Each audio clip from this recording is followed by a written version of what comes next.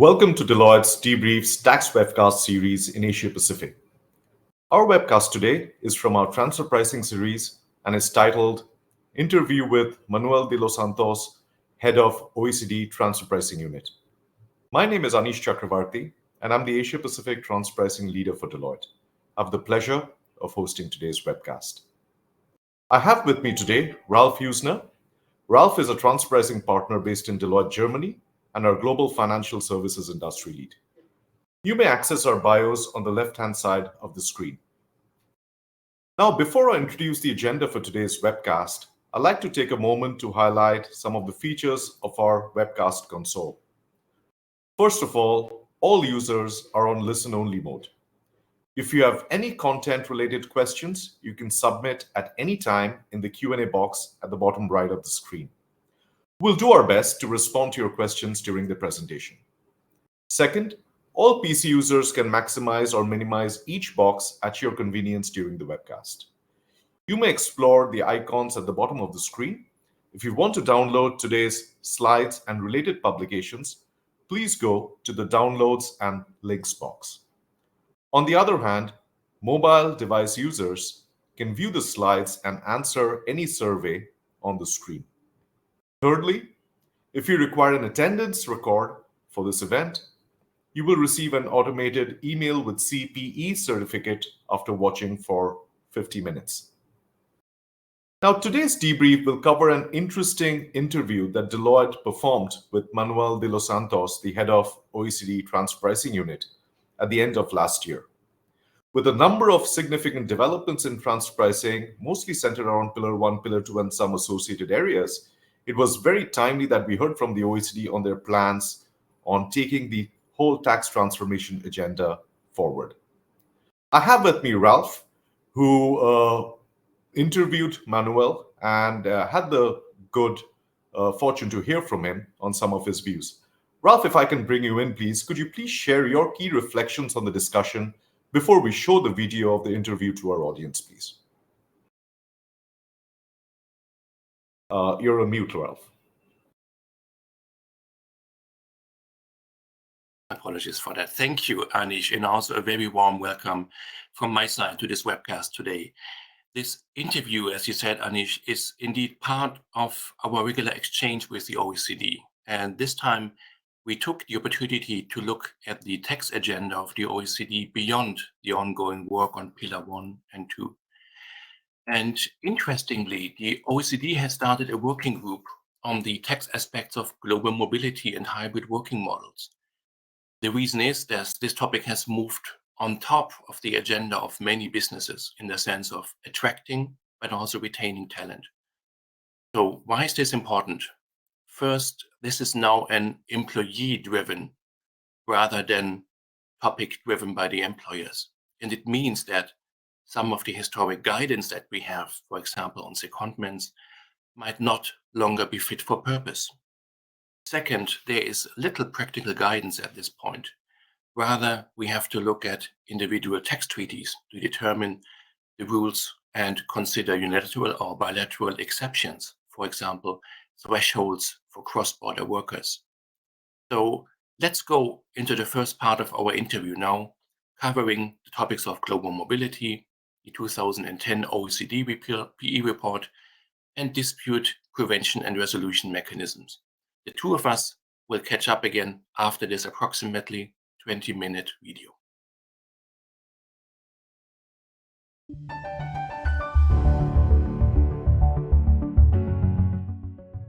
Manuel, thank you very much again for taking the time to meet in Paris. We want to move on to a different topic now and talk a little bit more about profit attribution to PEs. We know that if we look back, the OECD report on the attribution of profits to PEs was published in 2010. And it was itself the outcome of a roughly 13-year negotiation period. The market, of course, has moved on. We have seen a lot more, of course, developments, especially in the financial services sector. So what are your thoughts on, is the report still up to date? What are you planning to do going forward with respect to an update of the PE report and the AUA? Yeah, I think I think it's a fantastic topic that we've kept for a while to the side. So we haven't been discussing internally, not even with the membership, whether it's worth it to rethink the attribution of profit to PE as crafted in the 2010 report. I think the reason was probably sound because like in that period we've been focusing on like fixing one of the issues that we identified in the profit allocation rules through the MLC and the new taxing, right? So it was kind of like, it felt a bit like Dr. Jekyll and Mr. Hyde, right? Talking about different things under different principles.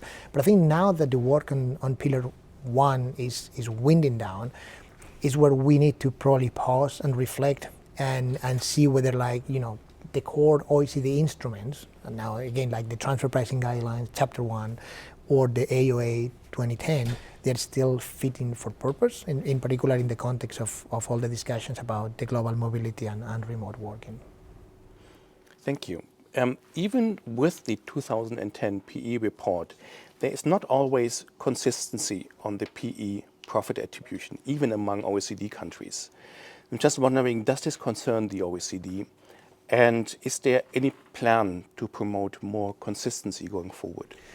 Yeah, like, look, the consistent application of the international tax standard is always like top in our agenda. It's something that we are always monitoring very closely. And we perfectly acknowledge that even within the OECD membership, we still have different approaches to attribute profits to PE because like different versions of the model were incorporated into the applicable tax treaty, and that's putting a lot of tension on the system. In terms of whether we are going to be able to work on that in the future, for those that are less familiar with the OECD, but the way we work is like we basically run a survey to the membership every 2 years to determine the program of work for the next 2 years. So I think that's where we are getting the priorities for the membership in order to see where we can focus we should focus our resources. Again, all that has been taken during the last 4 years probably, related to the pillar works, but I think that now we're coming back to this more conventional OECD way of working, and I'm confident that we'll probably get back to discussions again on the AOA Chapter 1, and very particularly in the context of global mobility. That is good to hear, and we're looking forward to that. Another question, of course, is the interaction of the BEPS transfer pricing rules and the PE profit attribution rules. So again, if we work towards the concept of risk control function in Article 9 with the PE concept of SPFs and CURDs, so what are your thoughts on that? Yeah, no, I'm really happy with that question because like when I joined the OECD in 2016, I was actually put to work on the follow-up of Action 7 and the attribution of profit to PE. That is a small report, 2018 I think it was published. And it was a challenging one, and it showed that there is, as you said before, like divergences in interpreting the OECD instruments when it comes to the profit allocation under PEs. And I think it was a fantastic exercise in terms of like mapping out the differences between Chapter 1 and the AOA 2010 report. And you were quoting one of those, which is like, you know, when you look at the definition of risk control functions and then you compare that to the significant people functions in the AOA, they overlap sometimes, maybe most of the times, but there are situations where they actually do not lead to the same conclusion. So part of the discussion we had back in the day and that we are going to have in the future is that, well, recognizing those gaps, do they still make sense from a policy perspective? Because I think like back in the day, part of the outcome of that discussion where, yeah, we recognize those gaps exist, but they are not that significant that require a whole revamping, for instance, of the AOA report, right? But maybe now with the new reality, we can see further divergences. Maybe it's time to actually rethink those situations. And I think that thinking is not only limited to that example, but you can think also like, you know, the attribution of capital to PEs, which is something that is a different animal than what you could do under Article 9. Again, I think those are the areas where we need to start taking some time to think about whether the new reality is actually putting too much pressure on those situations that we thought they are not that significant, but actually are becoming more significant now. Thank you, Manuel. What are your thoughts on whether there will be, and indeed whether there is a need for further alignment between the PE report and the transfer pricing guidelines? Right. Yeah. As I said, I think like we are very much in the hands of the membership and how countries perceive this as one of the priorities where they want to focus their resources. But I can tell you that if we look outside of the membership, if we look at the business community, even the academia, there is a growing interest in going back to the discussions that we had in the past in the context of the attribution of profit to PE, because like the perception by those folks is that those gaps between the allocation of profit to a subsidiary and the allocation of profit to a PE are becoming more significant than what we thought in the past. Thank you very much, Manuel, for the insight. It is absolutely true that new working models are becoming increasingly common. A couple of examples, either the employee wants to spend some time outside of their normal working location, maybe at home, but maybe in a different country, or maybe in an overseas holiday home. And then secondly, there are also more situations where overseas or distant remote working is just becoming a permanent part of the company's business model. So perhaps you could just start by giving some sort of thoughts on the OECD's views on what needs to be done here. Right. Yeah, like we see that there is a massive expectation regarding the work on remote working and global mobility, teleworking arrangements and the like. And we feel that makes sense, again, because when we monitor the reality of business, we see that business are now under a lot of pressure in terms of like addressing something that could be commercially driven, but could also be driven just by the decision of employees deciding to move. And then like M&Es are having a difficult time to either retain talent or to hire new talent. So we want to design this project, if you like, to address or to improve the possibility of business to grow. So we don't want tax to be in the way of how business need to operate in order to be efficient.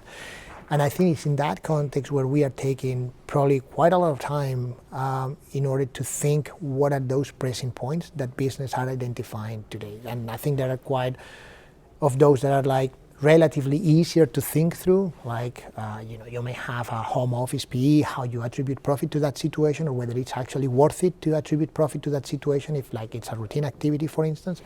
But there are other issues that are way more significant, that are not only limited to PE situations, where I think we need to take a bit of time. And we are always like encouraging people out there to reach out to the OECD Secretariat, because we are at that point in time where we are looking for brainstorming and getting a good sense of like what are the pressing points, so then we can start scoping out the project with the membership. Thank you. And you're right, because this project is not only about taxing rights and nexus, it's also about profit attribution. So presumably that means perhaps Working Party 1 and Working Party 6 working together.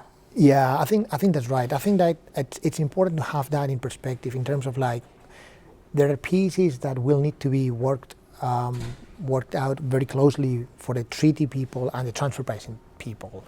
But I think that's also like important to bring to mind that we will have situations where it's not just a threshold question, it's not just a question of whether a PE exists or not, and then profit allocation just follows.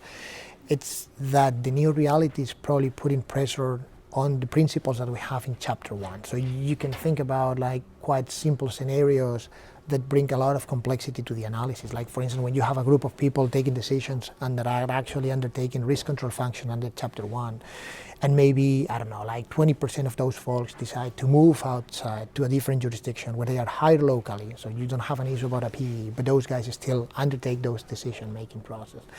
And therefore, like when you try to fit that pattern, for instance, which is relatively simple and common, to the rules in Chapter 1, you're going to have a lot of difficulties in getting to an answer that is workable in practice. I don't think it's that much about the principles not working in theory, but it's how you translate that into the practice, where we probably need to focus our efforts in terms of administration and compliance.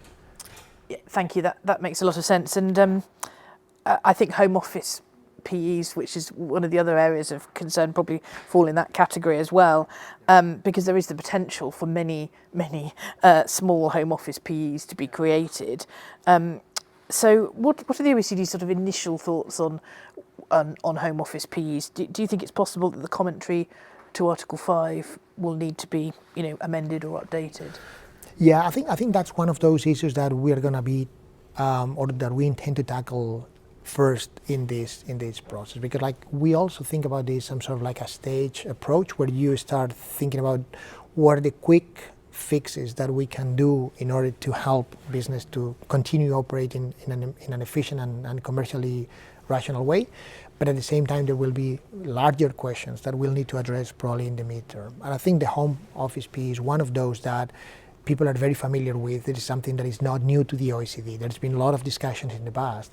It's again a question of like now this is becoming more acute, but we know what we are talking about. So I think it's a conversation that should be relatively simpler compared to other bigger questions we may have. Thank you. And businesses, I know, are keen to have a sort of set or key number of days to be part of the threshold for there being a PE. Partly because that would help them with monitoring situations and setting policies. And there's also the possibility for that to help with perhaps not only fixed place of business PEs, but also dependent agent PEs as well. So what are your thoughts on that as a possible outcome?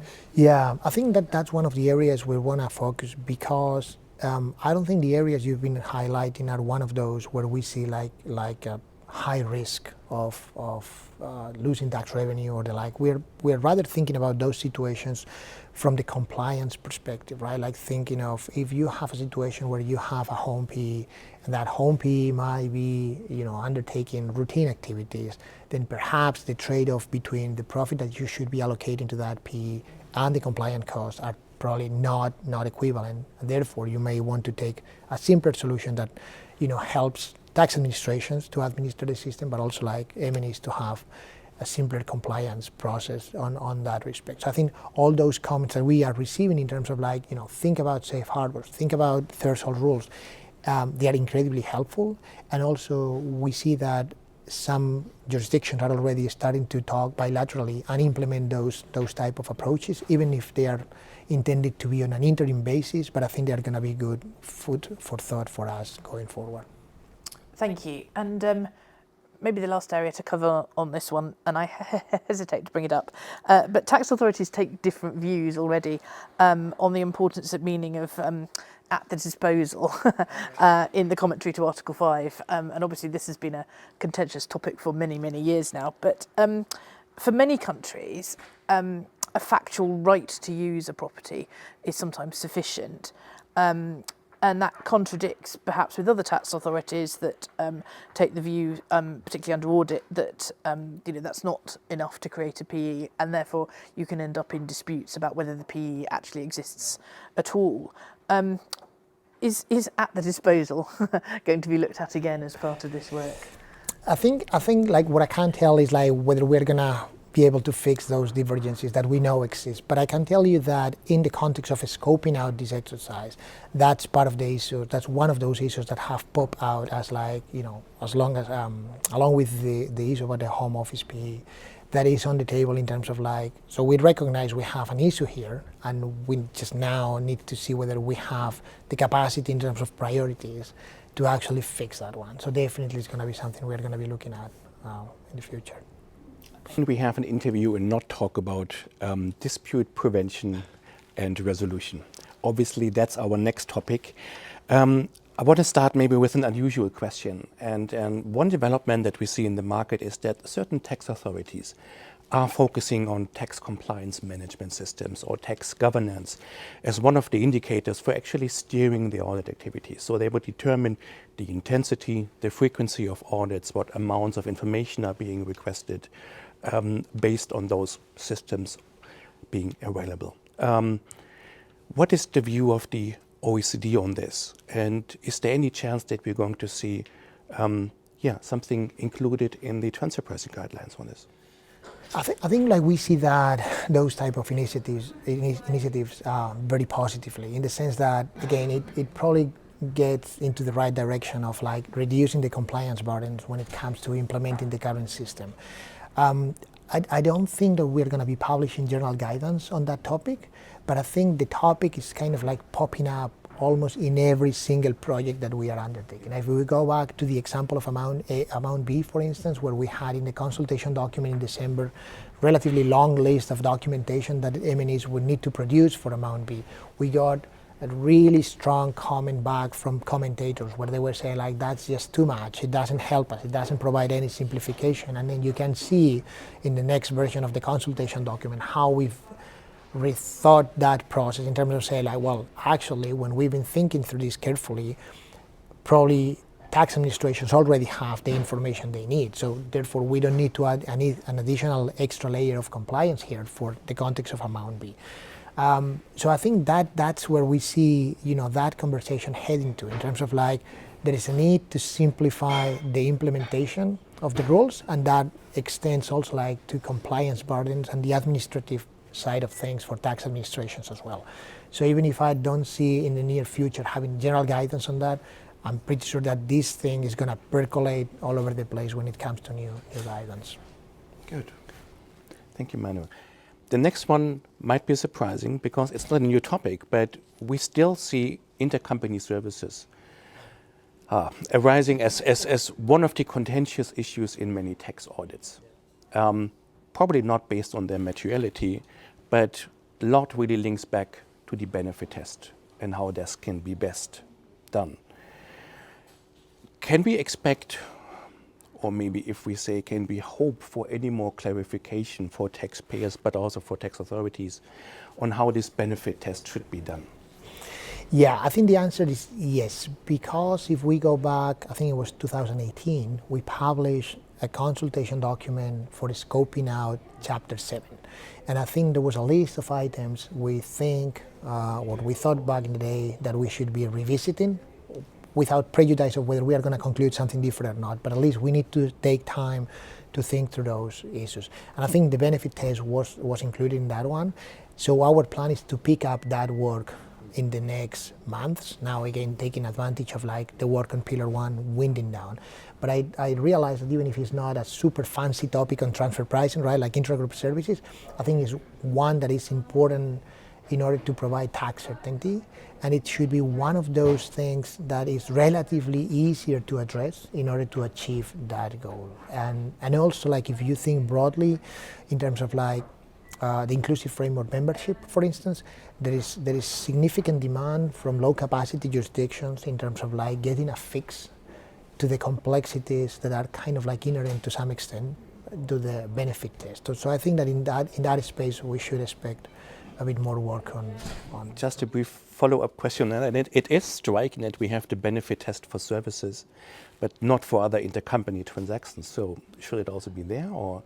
Right. I think it's probably like, I like to think about that more as a label, right? Because if you think about other approaches, you know this perfectly from the financial transaction sector, but if you look, for instance, at the financial guarantees, or you look at the perspective of the borrower that we are articulating in Chapter 10, they all articulate that idea of like, the service needs to provide a benefit to the receiver, right? It has to have an economic impact that is positive, so a third party would be willing to pay for that in a comparable situation. So even if we don't label those things as benefit test in other parts of the guidelines, I think the concept is relatively similar, but I think it's a good point to consider. Another topic that I find very interesting in today's times are actually joint audits. And they seem to be slowly becoming a much more common tool to coordinate tax audits and the activities between different tax authorities. And we have seen various countries, and I just named Germany as one example, also opening this route up for taxpayers to initiate. Is the OECD considering any further guidance, support for joint audits and this process? So I think the last guidance we published was 2019 on joint audits. And that report was pretty useful in setting the grounds for jurisdictions to see, what are the legal bases, what are the advice, if you like, that you probably want to follow to have an effective resolution of joint audits. From the perspective of the OECD at the moment, what we are doing is actually fostering that guidance internally across the membership to increase the uptake of the joint audits, because like we see that as a very good tool to reduce, for instance, inventory map cases. And in that context, you mentioned Germany, that I think has a good pilot with Italy in the context of joint audits, but I think there are other examples, like for instance the Netherlands, that has a good experience on joint audits. And again, picking up on the report of 2019, what we are trying to do is to have those jurisdictions with larger experiences in applying joint audits or using joint audits to actually do some sort of like capacity building to other jurisdictions that might be a bit more skeptical at the beginning, but as soon as they see the benefits, I think it's kind of like an easy win for jurisdictions and even for taxpayers in that context. That's very interesting. Just adding on top, would the introduction of almost like a mandatory resolution at the end of a joint audit process be something helpful to reduce the overall MAP backlog? I think from the OECD perspective, that would be ideal. Now, we know there's a challenge always when you try to speak about mandatory resolution on those type of situations. I think like Action 14 was a good starting point in that discussion with the arbitration clause.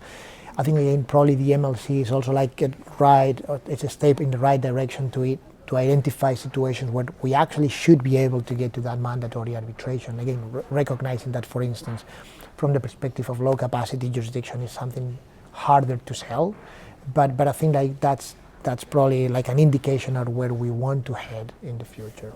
Okay, perfect. That's interesting. Last question on this topic: what further action can we expect in the area of dispute prevention resolution? Also looking, for example, to multilateral maps as one of the activities that we have seen. Yeah, that's a good one. I think that's also like where the FTA MAP Forum is at the moment focusing its efforts, in the sense that I think it was in February, definitely earlier this year, they published the manual on multilateral APAs and multilateral maps. And again, we are now trying to foster the application of that manual across the membership, because the manual is pretty useful again in terms of like setting what are the legal bases, what are the implications in terms of procedure if you use like 25.1 or 25.3 of the Model Tax Convention and the like. And I think there is a lot of value in that, and jurisdictions are just now getting their heads around about like, what are the benefits and how can we make this as broad as possible in terms of like application. Again, thank you for the insight, Manuel. We have two final questions left that are going a little bit off the typical questions that we have. Namely, we have seen very recently the European Commission issuing their draft transfer pricing directive. Of course, everybody noticed, whilst of course much of that is in line with the OECD transfer pricing guidelines, there are some aspects, if you look at adjustments within the interquartile range, that appear not to be. Is the OECD working or planning on working with the European Commission on further aligning and harmonizing the concepts? Yeah, definitely. So we've started working with the Commission on that point since the publication of the directive. And the message we've got from the Commission from the very beginning of the process is that they want the directive to be fully aligned with the transfer pricing guidelines, so they don't want to create any gaps or any divergences in terms of the interpretation of one tool as compared to the other. So I think for us that's reassuring, but then as you said, like when we look at the wording of the directive, we still see that there are differences when you look at the transfer pricing guidelines and when you look at the proposal of the directive. So I think that's where we are working with the European Commission to make sure that that goal of like, this is not something different from what you have in the transfer pricing guidelines is effectively achieved, because otherwise we could have very negative consequences. Yeah. Thank you. This is very helpful. So Manuel, let's go to our second question. This touches upon ESG. Government responses to environment and sustainability issues, such as the new EU carbon border adjustment mechanism, have the potential to affect the pricing of cross-border tangible flows and also the comparability for transfer pricing purposes. Is this something that the OECD has or will be considering in future guidance? So definitely it's something that we, Secretariat, we've been thinking internally in the context of the Carbon Mitigation Forum that the OECD set up recently. And we were doing a bit of internal thinking about, what are the implications that those type of measures, like the CBAM, for instance, that you were quoting, could have in the context of the treaties, in the context of transfer pricing. And we just had a very initial thinking on that one. We thought that when we tested with a number of countries, OECD members and inclusive framework members, there was not that much appetite into getting into that discussion probably yet. And the reason was that they perceived that as something that is relatively new, where tax administration still need to understand better what's behind the mechanisms in order to then translate that into like big questions, whether like how that operates within the current system. So I think it's something that we keep in the radar, but I don't think that's going to be anything in the near future coming from the OECD on that one. It's very good to hear that this is on the radar. I think it's a very important topic, but also a lot that we still have to invest thinking into. Thank you, Manuel, for all of the insight that you have shared. We have covered the what's next question in relation to many of the topics of our interview. Is there anything else that we have missed that you think you would? Probably not. I think we've covered all the big things that we have in the agenda for the future. I think it's probably just to flag that we had a number of issues like what we discussed about Chapter 7 or Chapter 4 that were open before the work on the pillars that we'll need to take up again. And I think in those discussions, probably some sort of like a leitmotif, we're going to be again thinking about simplifying the rules, and also probably the other leg that is going to be very important in the work is providing tax certainty and making sure that low capacity jurisdictions that are quite active, for instance, in discussion of Amount B, remain part of the group that actually shape the international tax system going forward. So I think that's going to keep us all very busy for the next month. So. Thank you very much. Thank you so very much, Manuel. My pleasure. Thanks. Ralf, that was of course one part of the interview. We've got another part coming, but it's interesting to hear that ESG is on the agenda, that we are going to see somewhat more about ESG going forward. Very heartening to hear about the benefit test as well. The fact that there's more work. We know that in controversy around the world, benefit test has been an area of focus. Various tax authorities take various positions on it. But more importantly, remote working, home office issues, and even an update to the 2010 PE report. How do you think it's going to play out?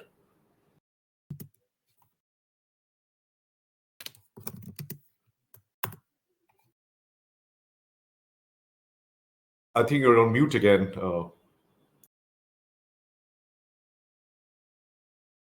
Apologies for that. On remote working, it is good to see, in my view, that the OECD is taking a broader focus and probing first whether all the core instruments are still fit for their purpose in the context of global mobility. I think the view is also that there is quite some work to do around all of the practical aspects and also the consistency of the existing tools that are out there. And I think Manuel also alluded to this point that there are different outcomes possible depending on whether you use the control of a risk, DEMPI, versus the significant people or CURT concepts, if you look to the ownership of IP, for example. So I think this will probably be one of the core activities of the OECD first. For me, it is also very positive to hear that the OECD wants to be as pragmatic as possible in any new guidance, focusing as usual on simplicity and standardization. So that's, I think, very important.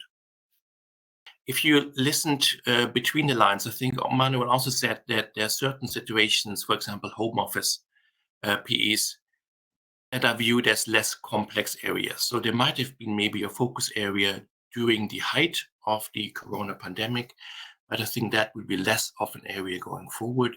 So I think we will expect some more safe harbors for those situations, especially employees working outside of their home jurisdictions via such safe harbors, or as we already have in certain jurisdictions via thresholds. As Manuel indicated, the work on the update of the 2010 PE report is still much further down the road on the agenda of the OECD, given the restraints, I think, both on resources, but also at the level of the inclusive forum in the OECD. Of course, we will continue our exchange with the OECD and keep you all posted on this and other topics. But as you had said, Anish, let's now continue with the second part of the interview, covering the current status and also the practical aspects of the Pillar 1 and 2 project.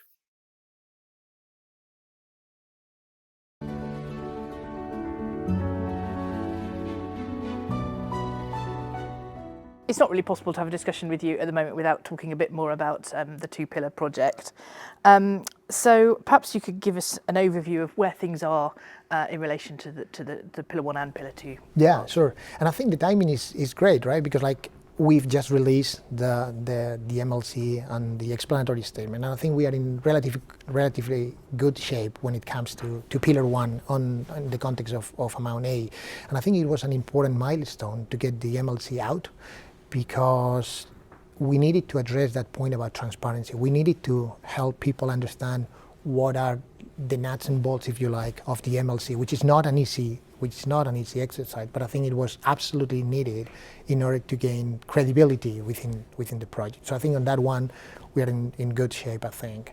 If you think about the second leg of Pillar 1, which is Amount B, again, I think like we are progressing quite positively, and you can see, and people out there can see that if you compare, for instance, the consultation document of December last year and the consultation document of July. There's still work to be done, of course, and that was recognized in July in the outcome statement, where we have a number of issues that we need to wrap up before the end of the year. But I think we're still on track in order to deliver by the deadline. And then if we think about Pillar 2, probably Pillar 2 is so far like a story of a success, right? Because like it's something that is happening. It's not something that we are still designing or something like that. But you can think, I think the numbers are around like 55 jurisdictions are already taking steps to implement Pillar 2.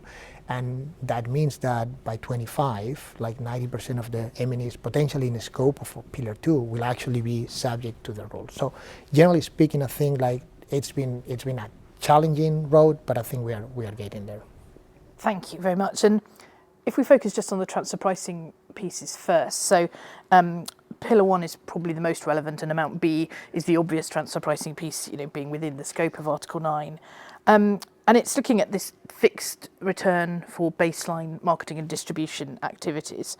Maybe you could just give us some of the key concepts of what the OECD is looking to achieve there. Right, yeah, and I think it's important to put Amount B into context a bit, because like sometimes people tend to think about Amount B as some sort of like byproduct of Pillar 1, but actually our feeling is that Amount B has not fallen from the sky. There is a lot of precedents in the OECD history where we've tried to actually simplify the application of transfer pricing rules. So you can go back, for instance, to 2013, when we published the annexes to the Chapter 4 with the Memorandum of Understandings for low-risk activities, for instance. Then in BEPS, when we developed the low value-adding services. Then I think it was 2019, we have a communique from the FTA commissioners where they said, guys, you need to focus on standardizing the benchmarking analysis across the globe. And I think then Amount B is kind of like a continuation of that tendency of like, we recognize transfer pricing rules are complex, and sometimes that's how it is, because like business are complex. But I think there is a space in improving in terms of like simplifying the application of the arm's length principle, and I think that's where Amount B kicks in. And in terms of like what are the key considerations, I think the obvious one is just trying to work out that sweet spot between simplifying the rules, but at the same time making sure that the outcome is reliable enough so it still fits within the framework of the transfer pricing guidelines, Article 9 and the like. And when we are considering that sweet spot, probably to me, the scoping exercise of Amount B is perhaps the trickiest part, because we are trying to simplify an exercise that is quite qualitative and complex in nature. We are trying to make it as objective as possible to reduce the potential of disputes. And at the same time, we want the scope to be as broad as possible, so Amount B actually is meaningful and impactful. And I think that's where the tension is, and obviously from the outside, people can actually track that, comparing again like the consultation document of December to the consultation document of July. You can see that evolution. Yes, and I think you definitely can. One of the pieces in the July document is the matrix approach for the benchmarking, and that does clearly benefit from clarity and simplicity. I think one of the concerns that you could see in the document for sort of further work is whether that simple, clear matrix could, over time, become overwhelmed by local country matrices or pricing adjustments that need to be made to that matrix, particularly perhaps the risk premium for local countries. So you talk about a sweet spot, but what's the OECD's thinking about finding the sweet spot there? Yeah, that's one that is particularly tricky, because I think we started the analysis in terms of pricing with the idea of like, let's do it without prejudice, right? Like we can't keep on doing what we've done for the last 20 years and then pretend this simplifies the approach, right? So let's try to be data driven in that exercise. And even if like we had a number of jurisdictions that were coming at the discussion with the idea of, if I think a baseline activity, that activity should probably be remunerated in the same way across the globe. But the reality is that the data is showing that there are jurisdictions that have a bearing in terms of the level of profitability. And that's something that we are keeping an eye very closely, because that's what the statistical analysis is telling us. So I think that's why we recognize in the consultation document those jurisdictional differences or geographical amendments to the general metric. But still, there's a lot of work to be done on that front in order to make sure that the outcome we are getting is actually the right one from the statistical perspective. Because like we completely recognize, in the basis of the comments we receive, that stakeholders are a bit skeptical about the reality of like having different remunerations across the globe when it comes to baseline activities. And I think there is also another angle to that one, because one thing is that we are driven by data or science, if you like, but then we have situations where we don't have data, where we have gaps either in the data set, in the database that we are using, or it's just because that data doesn't exist. Like if you think about low capacity jurisdictions in many cases with like credit risk that is high, it's hard to find any comparables in that space. So in that one, probably we need to rely more in the economic analysis that justifies higher remuneration when the sovereign credit risk is higher in those jurisdictions. So I think that's where the tension is at the moment, and that's where we are focusing the work on pricing during these weeks. Thank you. Amount B is looking at providing a sales return for distributors, so a return on sales. And there is a sort of cap and collar concept using a Berry ratio to protect against over or under reward locally, where there's activities that are driving those sales that are happening outside of the local market.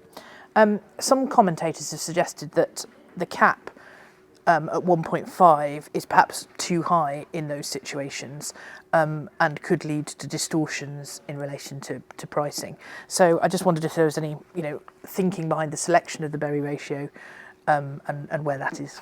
Yeah, definitely. And I think that's probably one of those elements in the pricing solution that we've received quite a lot of support from the commentators in terms of people understand that's kind of like a must for the solution to be reliable at the end of the day.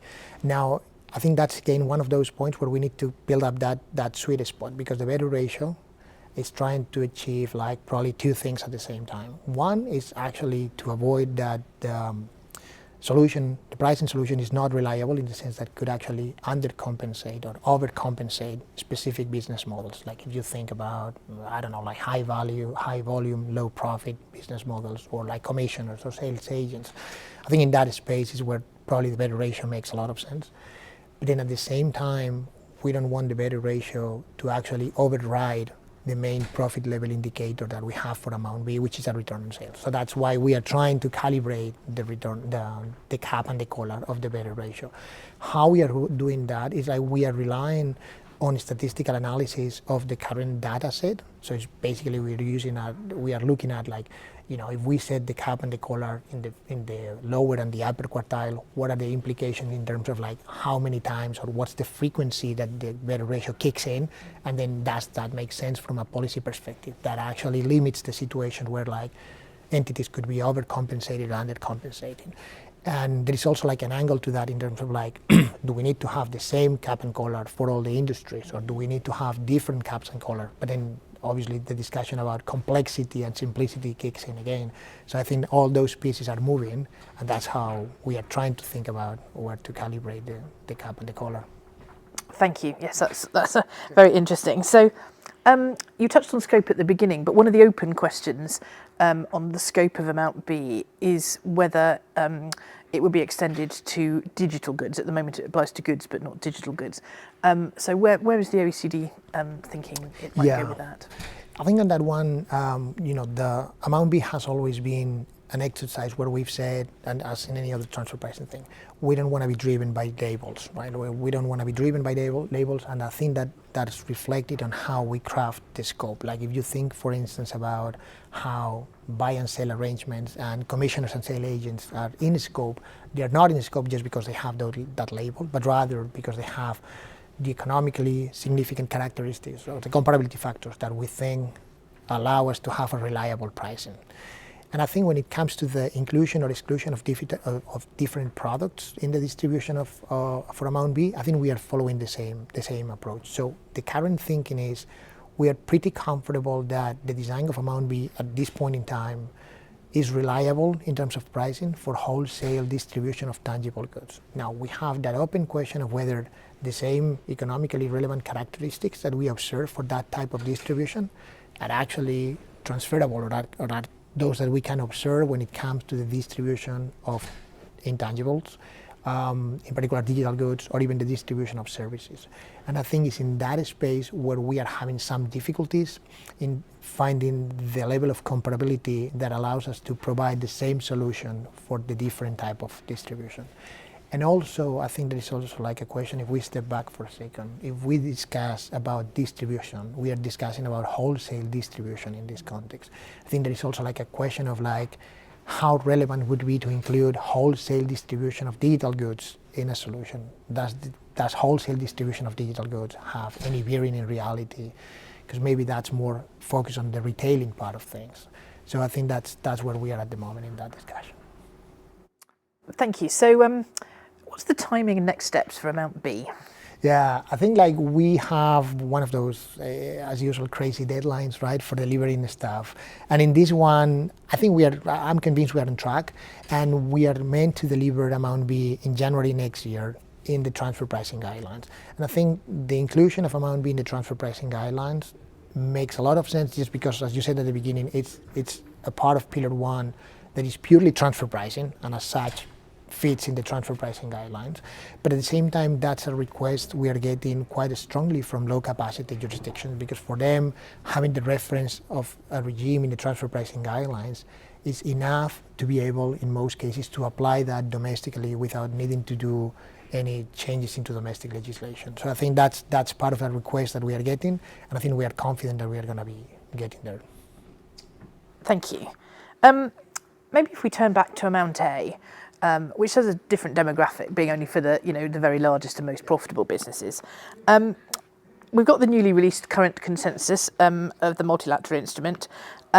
So perhaps you could just give us an outline of the latest position, and in particular, I know there's some new bits, some new exemptions, and new approaches dealing with withholding taxes. Yeah, no, thanks. I think that's a good one, and it's completely a different animal than when we talk about amount B, right? Even if it's part of the same package. And I think again, like from the perspective of releasing the MLC and the explanatory statement, I think we've been able to probably achieve like 2 or 3 goals that were critical. The first one, again, back to my idea of like transparency and showing everyone the outline of that architecture of the new taxing, right? Which I think it was critical. I think it's also like important to put in perspective that component of the MLC about dispute prevention and resolution, because it's not only confined to amount A per se, but also has that part that relates, that speaks about issues related to amount A. And I think that's supposedly bringing tax certainty in the context of transfer pricing and allocation of profit to P. So I think those spillovers are going to be quite positive. There's also like this flavor in the MLC that you can see where there is specific metrics tailor-made to some extent to the low capacity jurisdictions, which I think it's an important leitmotif in the discussion of the MLC. And there is obviously that big thing that is the MLC curtailing the proliferation of digital services taxes, which is probably the biggest thing that the MLC is trying to achieve in this context, and bringing back that stability in the international tax system. Now, there are a number of footnotes to your point about the withholding taxes in the text of the MLC, which means that the MLC is not yet like a final product. It's not approved by the whole membership of the inclusive framework. But I think the good thing is that those footnotes relate only to a particular issue. So to some extent they are relatively self-contained.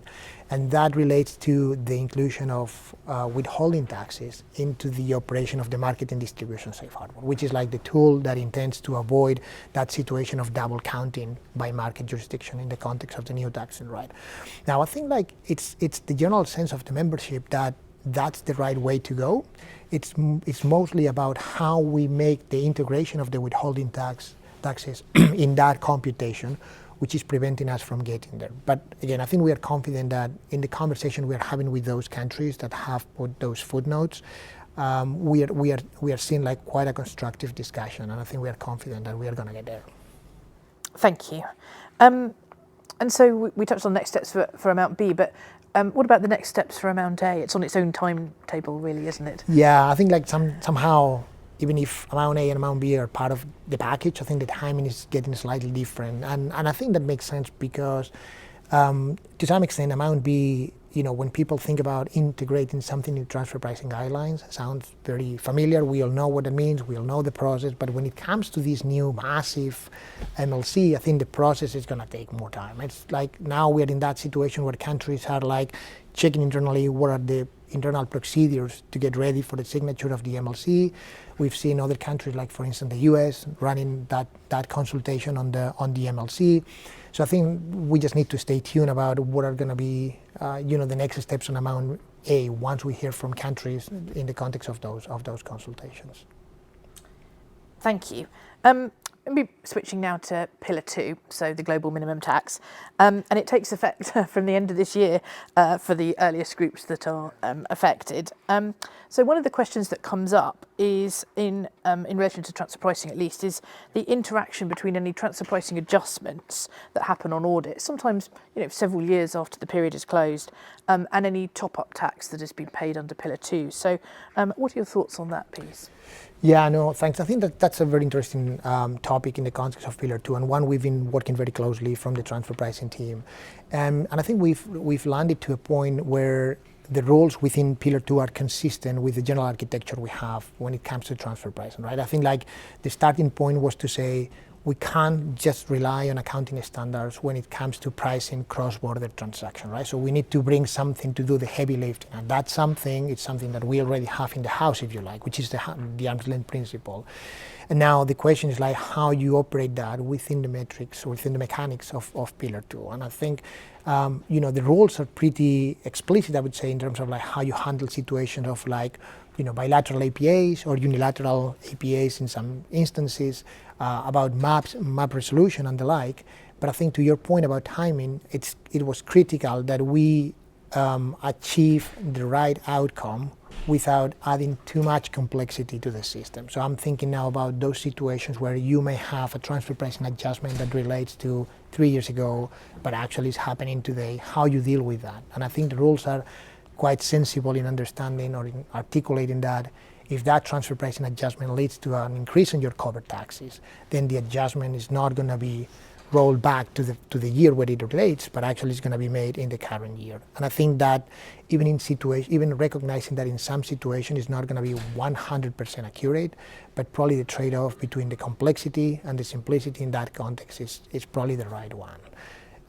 So I think, yeah, we're quite comfortable with how that timing is articulating the rules, and I think it's also like consistent with the same approach that is taken in the tax base for Pillar 1 as well. Thank you. The other piece where Pillar 2 touches on transfer pricing matters really is in relation to the transitional safe harbour, which is based on the country-by-country report, originally under Action 13 of BEPS. So what's your view on that approach? Yeah, I think we're quite positive on the safe harbors for Pillar 2, and those have been, no surprise, very, very welcomed by the business community. And I think, again, it tries to provide business with the tools in order to simplify the compliance costs on Pillar 1, which we know could be significant. And in that context, it basically just relies on information available for business, like C/C and financial information, so they can actually do kind of like, it's not a quick and dirty, but like a relatively simpler computation of Pillar 2 to determine whether a jurisdiction is just low risk, so they can actually focus resources on other elements. I think in that context, probably the demand we are getting from business is that, you know, those safe harbors are intending to operate till 2026, and there is a strong demand of like extending that to make sure that everyone is ready in terms of like preparing the systems for the compliance of Pillar 2. Thank you. Yes, and there is compliance for Pillar 2 to deal with. So perhaps finally we could just do some horizon scanning. You know, is Pillar 1 and Pillar 2 the end point for the corporate international tax system? Do you think that the cadence of new guidance will perhaps slow down a little bit? Or do you think there are going to be more initiatives and more global approaches in the offing? Yeah, I'm convinced there are going to be more global approaches to the challenges that we are facing. We have still things that we pause for the work of the pillars and that we'll need to pick up again. And those are intended to provide, you know, further clarity and standardization to the international tax system. I'm thinking about transfer pricing issues like guidance in Chapter 7 about intragroup services, the point that we made at the beginning about global mobility, discussions related to Chapter 1 of the transfer pricing guidelines, for instance. So I think that's still work we'll need to undertake. I hope that we can slow down the pace a bit, because it's becoming increasingly challenging to be on top of the changes in the international tax system.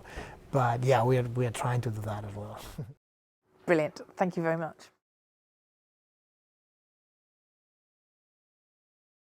Well, Ralf, that was very interesting. Again, a lot of work has happened on Pillar 1 and Pillar 2. Of course, more work remaining as well. We do have a few questions, but I think in the interest of time, it'll be difficult for us to take those. We will, of course, reach out separately, to the audience, whoever's asked the questions, and respond to them. Ralf, unfortunately, that's all the time we have today. Thank you very much, and special thanks to all of you who were able to join us. We would like to encourage you to fill out the short survey that will pop up on your screen momentarily and tell us what you think about today's program. Indeed, a privilege for us to hear from Manuel de los Santos on Pillar 1, Pillar 2, remote working, and many other facets of very important transfer pricing developments at this point of time. If you've joined us late, please note that this presentation will be archived for future viewing. If you feel that the others would benefit from this webcast, please share the webcast via the Share This icon or have them visit the Debriefs website. We will respond to all the questions submitted during the webcast in a couple of weeks. Also, if you think of any other questions or comments later, please feel free to reach out to either me or to Ralf. We'll be more than happy to talk to you and answer any questions or clarify any aspects that you would like clarified. Also, please don't forget to tune into our next scheduled webcast from the Transfer Pricing series on the 1st of February. And this is titled Transfer Pricing Nuances for Private Equity Groups. At last, from all of us at Deloitte, thank you for your participation in Deloitte's Asia Pacific Tax Webcast today. Goodbye.